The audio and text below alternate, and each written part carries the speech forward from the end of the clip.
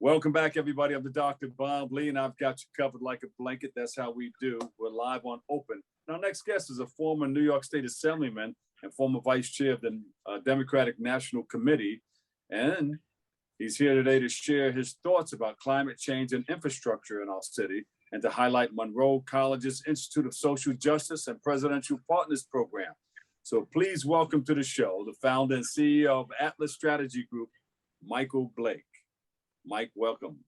Dr. Lee, always good to be with you, my brother. How you doing today?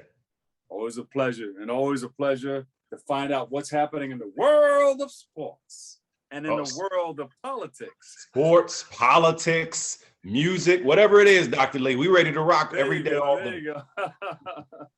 So, I mean, you got your ear to the ground, and you know what's happening in politics. Tell us a little bit about the climate change. I mean, Biden came to the city. He was talking about he said, this is it. This is code red. You can see it, you know. Absolutely. Water coming into basements, flooding basements all over the place.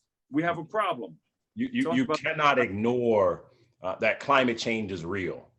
When rain is coming at the degree that it is, it was recorded as the fastest and most recorded amount of rain in an hour ever in New York City's history. I think anytime you talk about something being the most in an hour ever in New York City's history, that should allow you to process that.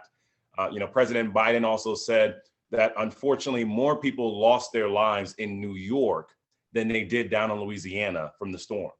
And when you internalize that, it was the fifth most powerful storm to hit the U.S. When it made landfall in Louisiana.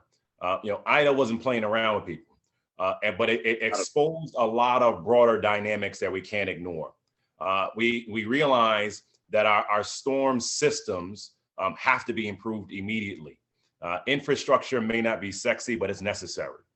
So whether that be larger pipes, whether it be the pipes that can go into the land rather than going into sewers that can't handle that, but you have to ensure what's being changed. Equally, the basement apartments, Dr. Lee, when you realize how many people lost their lives because they live in scenarios where they felt they had no other option but to live in a basement apartment, and therefore the challenges that happened from rising water that was there. And so, President Biden coming to New York, he also went to New Jersey.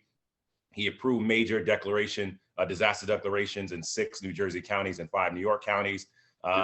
It demonstrated that this is an urgent need, and he is right. It's a code red.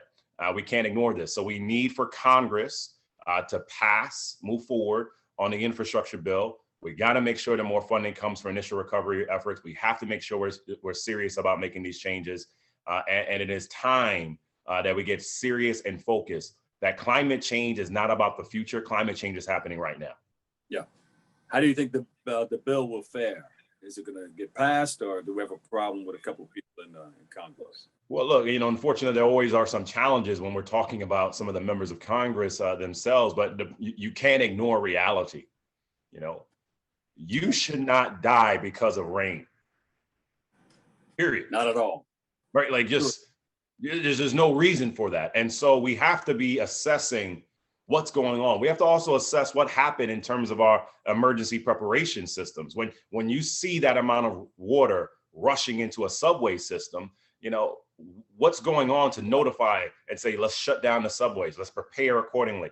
But again, Dr. Lee, this is about infrastructure. A mentor said to me years ago, the rule of the 5 Ps, proper preparation prevents poor performance. There you go. So this is the moment that we're in. So we need Congress to move forward on this bill. When we talk about what's going on around infrastructure, this would have, a $2 billion commitment toward enhancing drainage in areas like Southeast Queens. And also, of course, the Bronx was impacted. But we cannot ignore this any longer. But equally, we got to think about what's going on for FEMA and getting funding out immediately through emergency management in that manner. What are we doing also to collaborate with organizations that are doing great work when it comes to this? AquaSite, a company that I advise, which focuses on using artificial intelligence, AI technology to have better sensors on water and wastewater and stormwater systems. Aclima, which is doing incredible work around having sensors to detect air pollution in real time. This is where we're at right now. So it has to be the collaboration of, yes, passing a bill, but also how do you bring in the experts to tell us real time the problems, but give us the recommendations to fix what's going on. We need to stop saying once in a generation catastrophes are happening. It has to be once in a generation remedies that are now happening. Well, you definitely have your ear to the ground and very knowledgeable, and we're learning a lot. Can you tell us about Monroe College's Institute of Social Justice and Presidential Partners Program?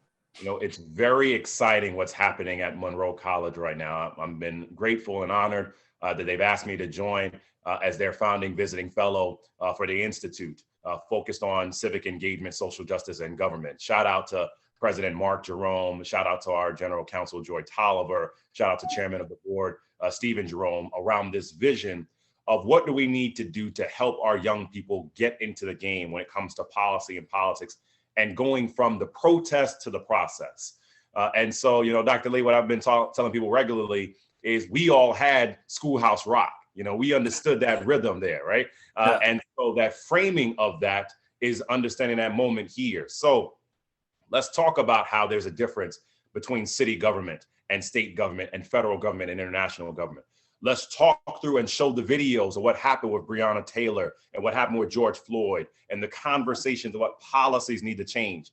We brought in great speakers. We had Darcel Clark, our district attorney from the Bronx. We had Queenie Paniagua, who was ADA out of Kings County. We had Speaker Carl Hasty. We had State Senator Gustavo Rivera to talk about healthcare. But then we had State Senator Cesar Blanco from Texas talking about deregulation. And then in the middle of that, had Public Advocate Jumaane Williams and equally the new mayor of St. Louis, Tashara Jones. So we had 141 students come in from schools across the Bronx.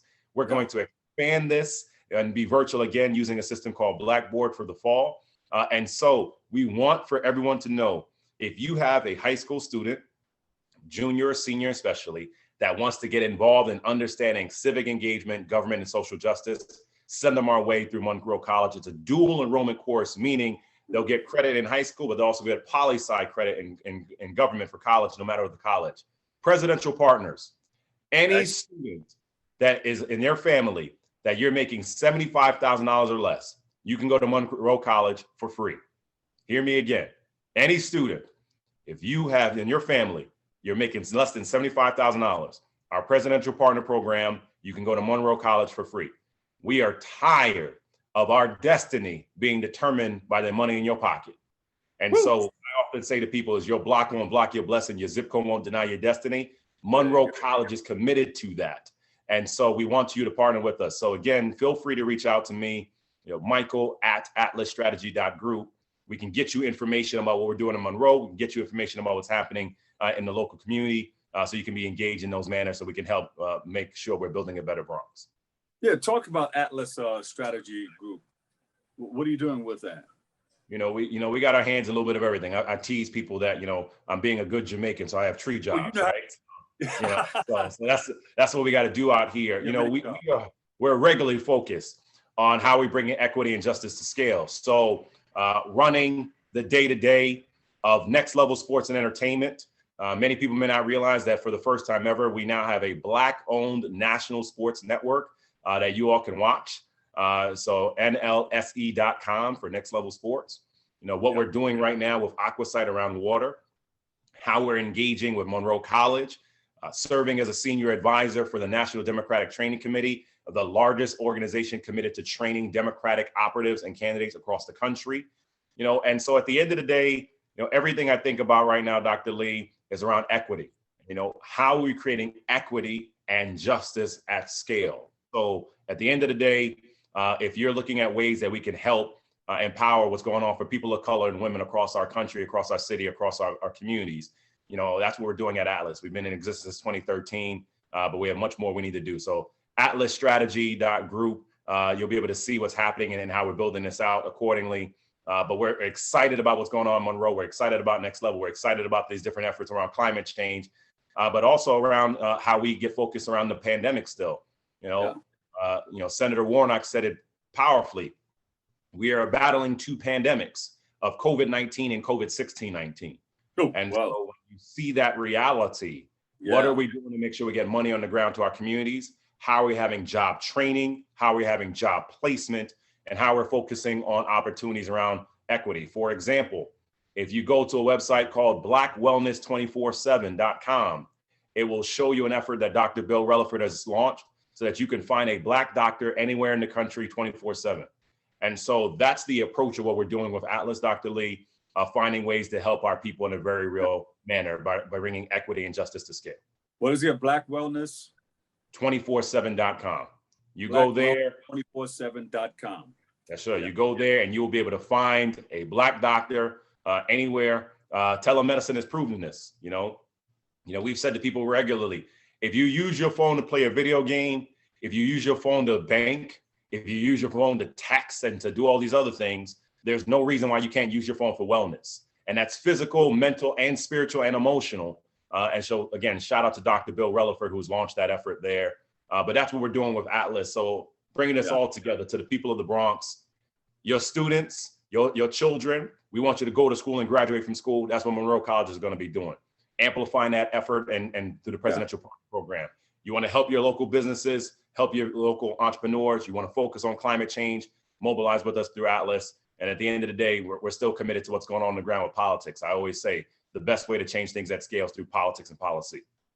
Moving together in the same direction for a common cause. All day, every day, all day, hand in hand. Yeah. Now, Mike, they're going to wrap me up, but any chance you're going to be running for office anytime soon? You know, you never say never, Dr. Lee. You know, I am clearly watching what is going on across the state of New York. You know, my heart is always in public service, you know, and I'm regularly attentive of that. You know, at the end of the day, you know, you see that lives are changed immediately at scale when you have the right people in office. I'm very excited and proud of Chantel Jackson, who has succeeded me in the assembly. She is doing her thing and raising her baby boy and TJ. We're very proud of her. But, you know, we're watching to see what opportunities emerge across our community, across our city, across our state to find a way to continue to serve. But, you know, look, will I run again at some point? The answer is yes. The question really is how best to do that to make sure we achieve what's best for our people. Well, we love you and we thank you. Thank you for your service and all that you're doing in our community. Big up to everybody. Dr. Lee. I appreciate you. If only you could learn a little bit about music, because I see all those things behind you. I'm sure you've done nothing with music in your life, but if you could teach me anything about that, I would really appreciate that. I've got you covered like a blanket. There we go. All right. Michael Blake, the founder and CEO of Atlas Strategy Group. Thank you, thank you, thank you. We appreciate you, man. Appreciate you, Dr. Lee. Thank you. All right. We'll take a break. More Open on the way next.